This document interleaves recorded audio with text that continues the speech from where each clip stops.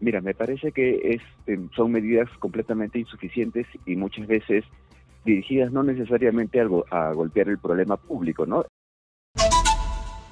¿Esta cura que propone el Congreso es realmente la solución a nuestros males? Ayer ya en segunda votación, o sea, ya se hace autógrafa. Ya es casi la parte final para que esto se convierta en norma. Ya no es dictamen, predictamen, proyecto, debate, discusión. No, ayer ya se ha dado la segunda votación y por parte del Congreso el tema está cerrado, absolutamente cerrado. Y es este tema de permitir que la Policía Nacional del Perú esté directamente en las investigaciones preliminares cuando se perpetran delitos en nuestro país. La votación ha sido prácticamente mayoritaria. Estoy hablando de 80 votos por parte de los congresistas de la República, 24 en contra. Se presentó incluso una reconsideración que no tuvo efecto alguno, de tal manera que la norma ya está considerada seguramente en el día de hoy, mañana, como autógrafa. Se enviará a la presidencia de la República y será la presidenta la que definirá si firma y promulga o de repente observa y devuelve. Sobre este tema converso con el experto en temas de seguridad ciudadana, el señor Frank Casas. Señor Casas, ¿cómo está usted? Muy buenos días, bienvenido. Manuel, ¿cómo estás? Muy buenos días también para ti y para todo el público de Exitosa, a sus órdenes. Bueno, hay varias medidas que el ministro ha señalado como alternativas. Por ejemplo, este asunto de hacer un grupo especializado para el tema de extorsiones. Este tema de una línea directa, este asunto de Plan Génesis ahora, Operativo Génesis, este asunto de los policías administrativos saliendo a las calles también a perseguir el delito. Desde el gobierno se están dando estas alternativas y estas opciones. O este asunto de los celulares prepagos desactivados. ¿Le parece que están dando por ahí buena puntería el gobierno para luchar contra la delincuencia? Mira, me parece que son medidas completamente insuficientes y muchas veces dirigidas no necesariamente a golpear el problema público, ¿no? Entendamos primero cómo funciona la extorsión, ¿no? Para saber si lo que está haciendo el gobierno realmente golpea en los factores que está generando este delito, ¿no? En principio, para extorsionar, tú requieres muchas cosas, además de que existan obviamente sujetos criminales o organizaciones criminales que pueden tener cierto nivel de asentamiento territorial. También es cierto que para extorsionar requieres informaciones de la víctima y requieres explosivos, municiones, acceso a armas que permita justamente generar este mecanismo de extorsión. La pregunta es, ¿no? Con las medidas que nos están proponiendo el gobierno, como la línea telefónica, los operativos que se van a realizar, nos han dicho que van a, por ejemplo, controlar el acceso a armas que vienen de un mercado informal, ¿no? O el mercado negro de armas va a ser controlado, también de municiones y explosivos. Nos están diciendo que van a controlar, por ejemplo, el mercado negro de celulares, pero principalmente el mercado de chips, porque finalmente estos teléfonos funcionan a través de líneas telefónicas que se comercializan en un mercado informal. Se está controlando eso, se va a controlar la información de nuestros datos personales que muchas veces circulan de manera irresponsable, nos agobian con llamadas telefónicas que nosotros no solicitamos. Esa información, ese control se está realizando, va a incorporarse dentro de los operativos. No nos han mencionado absolutamente nada sobre ello.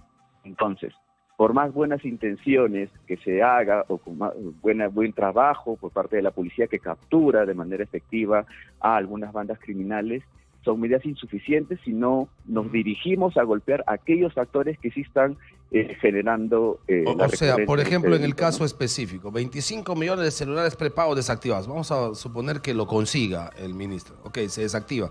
Si tenemos una venta tan indiscriminada de chips y una venta tan informal y con tan poco control, con cero rigurosidad, en pocos días vamos a tener igual 25 o 26 millones de celulares que si no serán prepagos, utilizarán otro mecanismo, pero para burlar el control policial.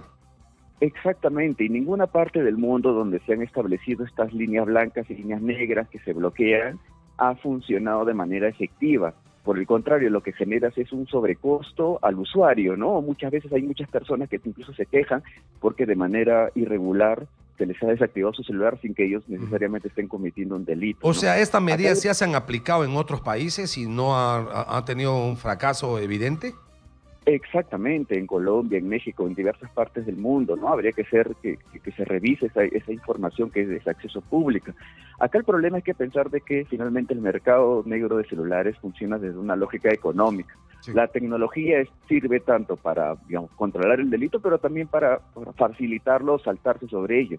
Acá el problema es que lo que se debería hacer es hacer que este celular, que entre comillas es fruto de un acto delictivo, ¿no?, pierda valor. Y para que pierda valor en el mercado, lo que tienes es controlar principalmente el acceso a líneas de telefonía, que sabemos que muchas veces las operadoras de telefonía, de manera irresponsable, incluso hasta siendo cómplices del delito por su cuota de mercado, ¿no?, continúan haciéndolo, y incluso han puesto una acción de amparo para evitar de que OCIPTEL les controle y les sancione con mayor nivel de rigurosidad. Acá hay un problema de fondo, ¿no? Hay un problema económico, pero hay un problema delictivo. Entonces necesitamos que se golpee de manera mucho más clara aquellos factores que facilitan el delito. Líneas telefónicas, celulares, armamentos, municiones, explosivos, información de la víctima. Si no controlamos eso, ¿no?, va a ser muy difícil que el importante y merecido reconocimiento del trabajo de la policía desarticulando bandas criminales va a llevar a que se reduzca el delito, okay. ¿no? No tenemos en el Perú, usted como experto en temas de seguridad ciudadana, no tenemos en el Perú un mapeo, no tiene la policía, la inteligencia, ya ni siquiera la policía, la inteligencia nacional, un mapeo del circuito por donde entra y cómo es que se abastece de armas y explosivos a la delincuencia en el país. Existen algunos estudios respecto a la dinámica del mercado ilegal de armas, que principalmente ha demostrado que más que tener un mercado negro proscrito totalmente, es decir, no sé, imaginémonos esa figura de los años 80 en donde muchas armas venían de los Balcanes y se utilizaba para, digamos, fuerzas terroristas. Eso no ocurre en nuestro país. Lo que ocurre es más bien que muchas de las armas y municiones que tienen nuestros delincuentes son precisamente porque en algún momento vienen del mercado formal, es decir, un sujeto que pidió su licencia, perdió el arma, le robaron o quién sabe Dios qué pasó y terminó en las manos de los delincuentes. Lastimosamente no se regula y no se controla de una manera mucho más agresiva y responsable este mercado que se ha disparado, ¿no? Pero también tenemos, por ejemplo, explosivos, ¿no? Tenemos granadas de mano, granadas de guerra, tenemos mucha dinamita, es decir, eso deberíamos tener vía inteligencia, un mapeo de cómo es que circula en este mercado negro, ¿no? Y sabemos dónde se producen esos mercados, y sabemos dónde se encuentran, ¿no? Lo que acá la lógica es por qué no se controlan, por qué no se están interviniendo constantemente y sostenidamente estos mercados de producción, por ejemplo, de explosivos, ¿no? Que se utilizan muchas veces para, como, entre comillas, juegos pirotécnicos, pero también para estos fines delictivos. Hay muchas cosas que se pueden hacer y se deben hacer, que no necesariamente es de desconocimiento de nuestras autoridades, pero requerimos que más que plantear medidas casi de maquillaje, nos planteen una estrategia mucho más clara frente a un delito, que eso también es importante. Claro. Muchas veces se quiere, con el mismo operativo, por ejemplo, pongámoslo, el operativo Génesis, ya quieres derrumbar al narcotráfico, a la minería ilegal, a la trata de personas, a las extorsiones. Eso no funciona así. Cada delito responde a causas y a factores distintos. Por lo tanto, requerimos estrategias inteligentes, pero diversificadas, ¿no? ¿Y le parece también medidas de maquillaje este asunto de crear una unidad especializada de lucha contra la extorsión? Aunque esta ya se creó el año pasado con este famoso grupo que armó el ex ministro del Interior con el ex comandante general de la Policía Nacional. ¿Y le parece maquillaje también este asunto de decir que administrativos salgan a la calle? ¿Tampoco va a surtir efecto esto en la lucha contra la criminalidad? Insisto el punto, ¿no? Bien lo has dicho tú, no es una cuestión nueva y eso ya se hizo, se planteó el año pasado con el grupo Greco, ¿no es cierto?, entre las otras direcciones de extorsiones que tiene la policía para trabajar y sacar bien aproximadamente 7,000 funcionarios de la policía que estaban realizando tareas administrativas. Mira, eso no está mal, eso está bien, pero insisto, es solamente una acción de una estrategia que debe ser mucho más grande e integral. Entonces, si no lo planteamos... O sea, tenemos acciones, pero digamos... acciones así como aisladas, que no están dentro de un plan grande, estratégico, que nos pueda hablar de objetivos en determinado tiempo. Exactamente, que es el trabajo del ministro del Interior. La policía está haciendo su trabajo, saca lo que puede, realiza operativos policiales. Lo que requerimos aquí es estrategias de seguridad que son más amplias que las estrategias policiales. Ok, correcto, sí, sí, se entiende. Ahora, esta decisión ya en segunda votación del Congreso de la República, policías trabajando todo lo que son investigaciones preliminares, y en cuanto ocurren los delitos, todas las primeras indagaciones, las primeras diligencias, todas las tendrá que hacer la Policía Nacional de manera independiente, aparentemente del Ministerio Público, o en todo caso con una supervisión, pero una supervisión bastante alejada, sin que sea prerrogativa del Ministerio Público, casi, bueno, no casi, exclusiva y excluyente como hasta ahora. ¿Esa le parece también una opción positiva? ¿Qué opinión tendría de esa decisión que podría hacerse ley en los próximos días? Mira, aquí hay que tener en cuenta de que el debate sobre estas medidas que finalmente ya fue aprobada, el debate en el Congreso y en nuestras autoridades ha estado más pensando en aquellos que están, entre comillas, a favor de la policía o aquellos que están a favor de la fiscalía, pero ninguno se ha puesto en el papel de los ciudadanos, que son los más importantes, ¿no? Y lo que queremos los ciudadanos es que el Estado en general, las instituciones que correspondan, investiguen de manera muy pulcra, ¿no? Para que genere la evidencia suficiente que permita nuevamente a un juez poder sentenciar y reducir la impunidad, es decir, que los delincuentes que delinquen paguen sus penas, ¿no es cierto? Eso es lo que corresponde, eso es lo que necesitamos. La pregunta es, ¿nuestra policía y nuestra fiscalía han podido realizar eso de manera efectiva? No, ninguna de las dos. Cuando el control de la investigación criminal lo tenía la policía, no es que necesariamente vivíamos en una panacea, ¿no es cierto? No, Seguía habiendo impunidad. Claro que no. Y ahora, exactamente, y que ahora, en el momento en que la Fiscalía también ha tenido el control sobre la investigación criminal, tampoco ha habido una panacea. También. Entonces, eso no ocurre necesariamente Claro, porque estamos estamos apuntando a responsabilizar a instituciones cuando el problema va más allá. Es decir, corrupción e incompetencia no es un asunto que diga es de la Fiscalía.